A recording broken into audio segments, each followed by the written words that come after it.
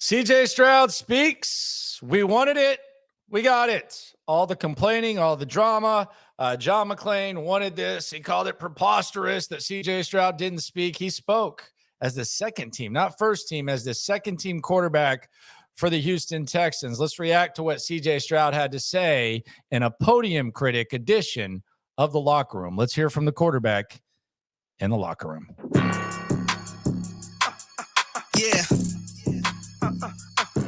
Yeah, it's the locker room on YouTube.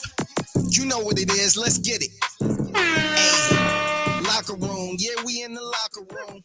Texas talk. All right, so we got to hear from CJ Stroud today at the podium. Got to say, much better hearing from this quarterback than it is Davis Mills, although we had to hear from Davis Mills before because he's getting the first team reps, and he says he's here to compete. It is the locker room, number one source for Texans daily digital content. I'm Landry Locker. You can hear me Monday through Friday, 10 to 2 on Sports Radio 610 and the Odyssey app, which is where you probably heard this press conference live. Let's react to it now here in the locker room. CJ Stroud went to the podium. CJ Stroud had some pretty interesting things to say.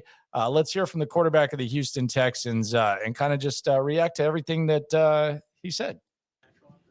First and foremost, just want to give all the glory and praise to my Lord and Savior Jesus Christ. It's been an amazing couple of weeks for me. Very grateful for the opportunity that I have, and the first couple of days have been good LTA. Dude, look at that, man. He's thanking God before a mini camp OTA press conference. How about that? I've seen people do it when they're accepting some sort of award or on the big stage.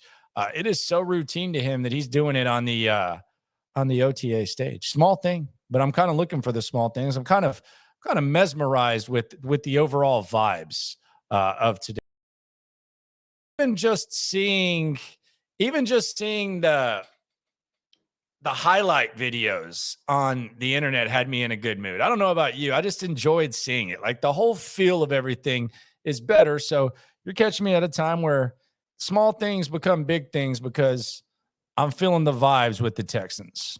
It's just trying to get better every day. Just trying to push myself, learn from the older guys, and get all the feedback that I can, and be on my film, be here early, all the little things just to push myself to be great. There you go. So you would expect that. Now John McClain's about to get his question. John McClain is about to get his question. Keep in mind, John McClain, we know. John McClain said that CJ Stroud not being available a couple weeks ago was preposterous. Said it was ridiculous. So let's hear what John McClain asked CJ Stroud when he finally got the opportunity to talk to him. What did you learn from Tom Brady and Travis Scott?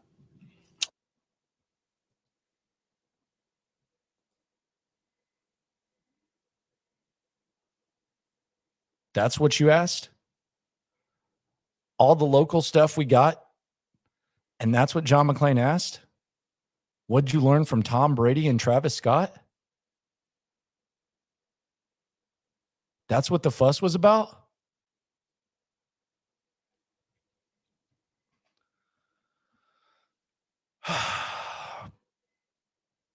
What do you expect him to say here?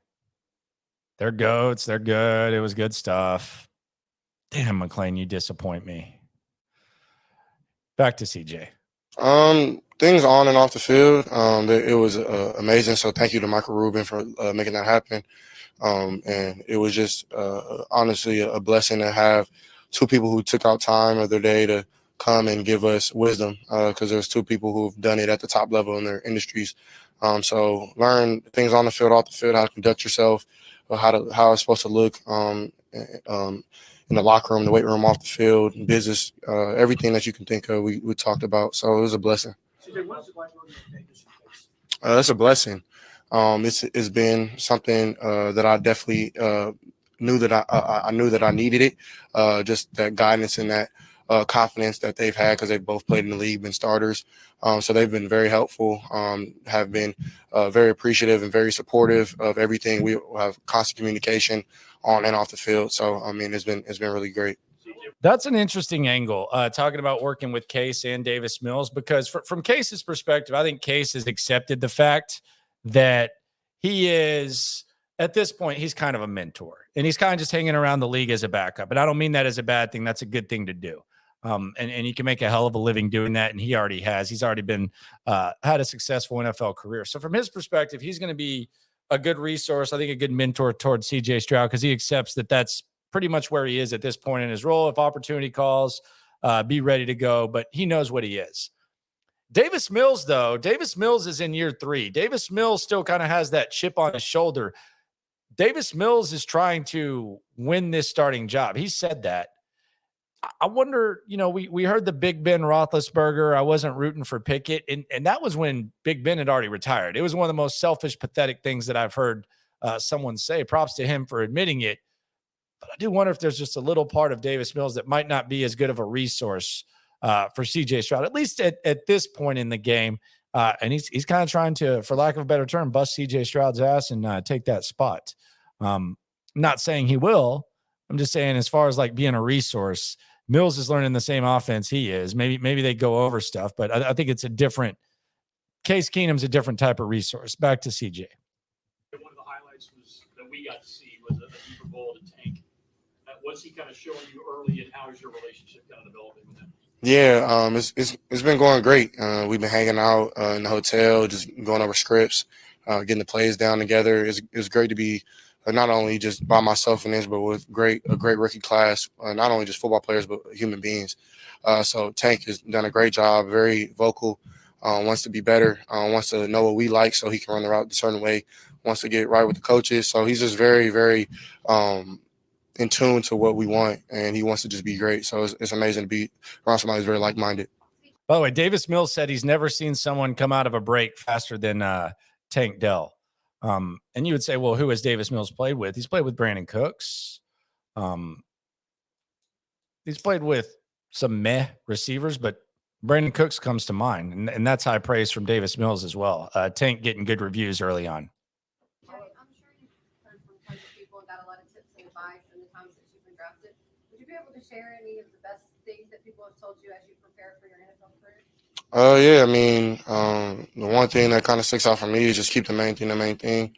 If you take care of football, then everything will take care of itself. So right now, just trying to really just focus on ball. Everything else, I'm trying to do my best to have people figure things out for me, and of course, trust people on my team and things like that. But for right now, man, it's just really for me football. I'm here all day, every day, and just trying to get better. So that's what probably the best advice I've gotten so far is just keep the main thing. And you worked to get to this point for your whole life. You wanted to be in the NFL. Was it? I know you were in the rookie mini camp last week, but what did it mean to you when you walked on the field for the first time in your Texans jersey and you were an NFL player? It's a dream come true. I mean, for me, it's just a stepping stool. Of course, it's a dream come true, and of course, I've been working for it for my whole life. But I feel like I'm built for this, and I'm made to not just play football, but to use football to help people and inspire and lead people to God. So that's what I plan to do. And God gave me a God-given talent in football to do such. So that's what I plan to do.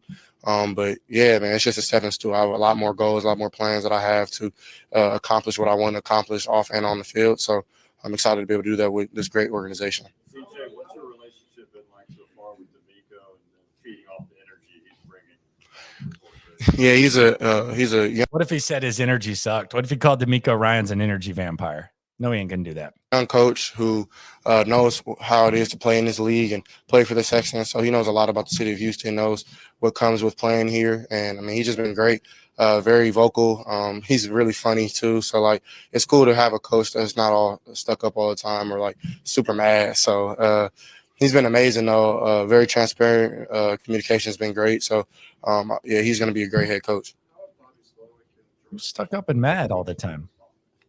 Yeah, so they've taken it very methodical and just wanted to get me to learn it step by step, just like how they would teach anybody else. So I feel like I've tried to do a lot of work on my own. So when I come back the next day, that I have that put in the bank to be able to move on to the next install, whatever it is. So Bobby and Gerard have done a great job. Coach Lowe is a great young mind. He's an amazing play caller.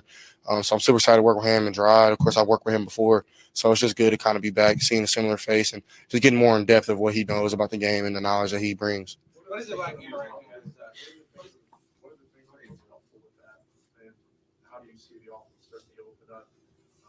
Just your understanding of it. Yeah, it's coming. I mean, it's going to be a process. It doesn't happen overnight. So just trying to learn from the guys who've been in the offense before. Like I know Case has been in the offense before, so just trying to learn from him a lot.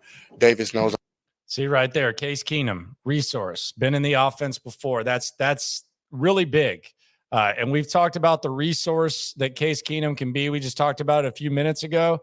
He just mentioned Case Keenum as someone who knows this offense. So that right there tells you that he has someone to lean on in Case Keenum. And when he comes off the field, like when CJ Stroud eventually becomes the starter, you're going to see probably Gerard Johnson, Slowick, and Case Keenum around him. That's big right there.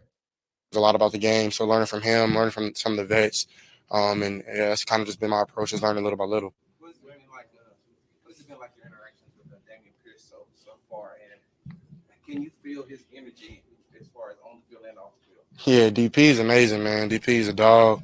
Somebody who not only going to have your back running the ball, but he's going to pass, protect. But more so than that, man, he's a great person. Just being around him little, getting to know him every other day, man, he's hilarious. He's always upbeat, very positive, and wants to work and wants to get better. So I accept a lot of feedback from him. He likes feedback from me, and we just been enjoying working with each other. So it's been a blessing to have somebody like DP.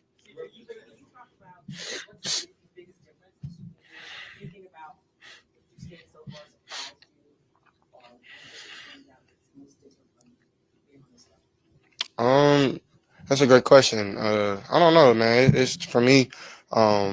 I think I'm a natural born competitor, so that's what I'm here to do. But at the same time, being a great teammate is more important. So that's what I've been on, just trying to embrace the relentless swarm that Coach Ryans wants us to be on. And that's what I plan to do, just be a great teammate, be a great leader, be vocal, be confident. I feel like I've done a decent job so far, but I got to keep growing every day. It's not going to be overnight. I'm going to have growing pains and things like that. But I think they're putting things around me, Davis, Case, and the quarterbacks to be successful and lead this team to win. So I'm excited to be in that room to push each other, but at the same time help each other, which is more important. Two more questions. Two more.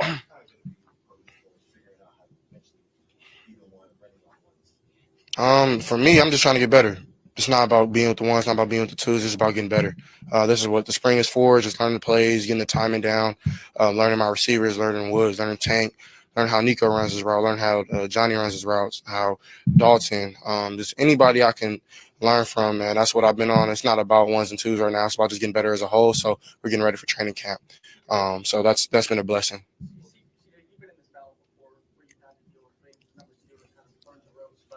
When you were in Ohio State, what were some things that Justin taught you about being able to learn that confidence before you go I mean, Justin was very appreciative. I mean, very supportive of me when I first came in Ohio State. It's kind of a long time ago, so I don't remember everything, but I just remember him just being a leader. He's more of a lead by example type of guy.